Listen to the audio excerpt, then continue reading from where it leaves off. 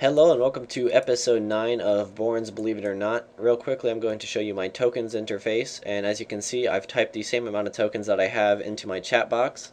And basically, I'm going to test the first myth, which some of you may know, but the question was, or the myth was, do you get tokens while leaving the dungeon midway through? Because as you probably know, you will get EXP for leaving a dungeon midway through. So I'm going to try and see if you get tokens for that. Now, I know the answer to this, but some of you may not, so that's why I'm going to do it. And let me go ahead and do this. Yes, I want to reset. By the way, if you don't know, I reset my XP counter during the While Simon Sleeps live stream. Okay, so I'm a fair bit away through the dungeon, as you can tell on the map, and now I'm going to leave the dungeon and see how much EXP I get, because I reset my counter to 0, and then I'll see if I get a token increase. So let's go ahead and leave party. I'll not be able to return, yes. And let's go over here. Okay, I got 1.1k EXP, so in theory that should give me 110 tokens. So I would be, let's just see if the last digit changes, or the last 3 digits rather. And let's go over here, shop. And no, they do not change, so you will not get tokens for leaving a dungeon early. I don't know why. I think in theory it should be that you get the tokens for it. Okay, and for this next myth we have, does corrupt items degrade while you're in monkey form? Now if you don't know, corrupt items, which are the corrupt Zerials, corrupt Statius, and corrupt Vestas, oh, and Morgans. By the way, I'm using Zerial's hood because I think it's the cheapest of all the corrupt items. Anyways, regardless, obviously you can't wield a weapon while you have the Gree wielded, but the question was, will it degrade while you're in monkey form? And if you don't know, for corrupt to degrade, you just have to be wearing it. It does not matter if you're in combat or not. So what I'm going to do is I'm going to put it on for a sec, and I believe you have to wait about 5 to 10 seconds before you get the message. If it does degrade while you're in monkey form. Now I don't know this or not. It was a good question, which is why I'm doing it. So let's go ahead. Right now it's not degraded yet. I think they okay, wait. No, that didn't. Did it degrade? Okay, yeah, it's degraded now. Yeah, it's degraded slightly. So it does degrade in monkey form. Which I don't really know if that's odd or not. You can't use it. You can't get any benefit from armor while in monkey form because obviously you never fight anything in monkey form. That's the whole purpose of the Gree is so you won't get engaged in combat by the monkeys on Ape Atoll. So yeah, it's not really the weirdest thing ever. I think it would be more odd if it didn't degrade, but it's still a good question nonetheless, and that's why I included it in the video. And for this next myth, we have, can you eat a dwarven rock cake in the duel arena while food is disabled? And so basically, if you don't know what a dwarven rock cake does, it damages you rather than heals you, and that is because it's just too hot. Apparently, that's what your guy says. Anyways, right there, he just says it's too hot. It's used for DHers. They'll usually use it to get low. What they'll probably do is drop unidentified liquids or overload, and then they'll just get the rest of their LP down by eating the rock cake. Either way, this isn't a review on the rock cake, so let's go ahead and get in the duel and test this myth. Kind of stuttered there.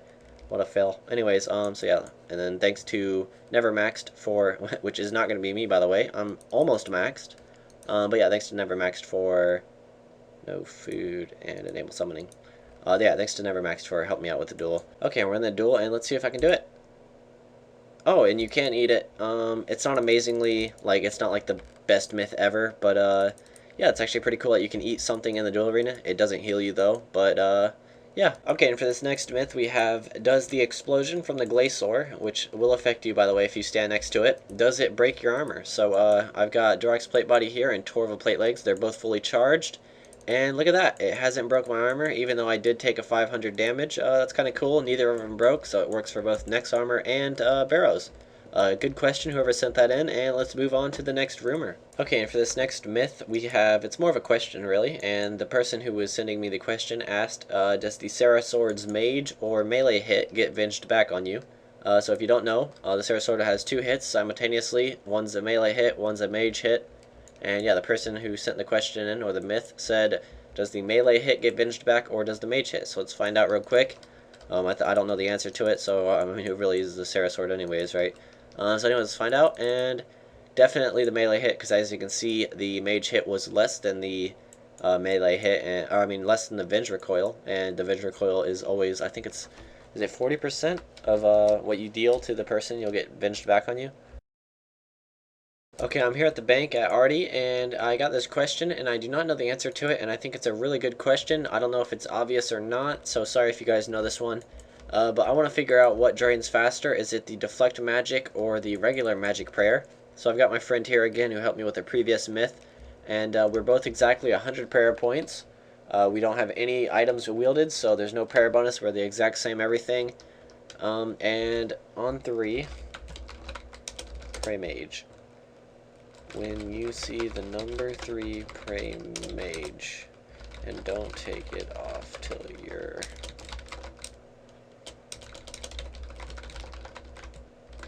There we go.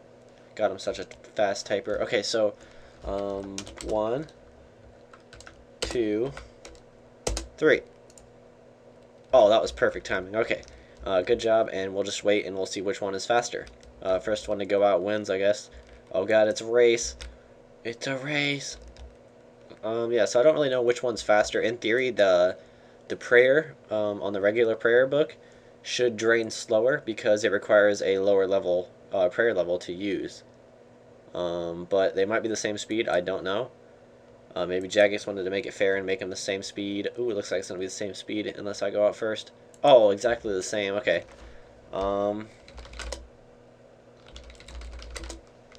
Okay, so yeah, that's thanks to him for helping me out with the myth, and I didn't know that.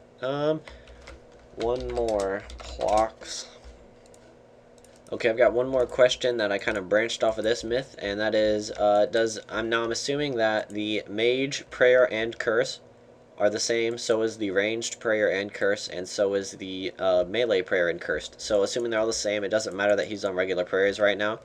But I want to figure out if the melee prayer drains faster than the mage prayer, because they both basically do the same thing. They protect from their each specified attack style. However, they do require different levels, but as you can tell from what we just previously tested, levels don't really matter because, as you can tell, the level 65 spell drained just as fast as the level 37 regular prayer spell. Okay, so on 3 again, let it go all the way to 0. 1, 2. What comes after 2? 3. Oh, what a noob. No, oh my god. Get to 80. He's fired. No, I take my thanks back. No, fired. Never being on my vid again. No, I'm kidding.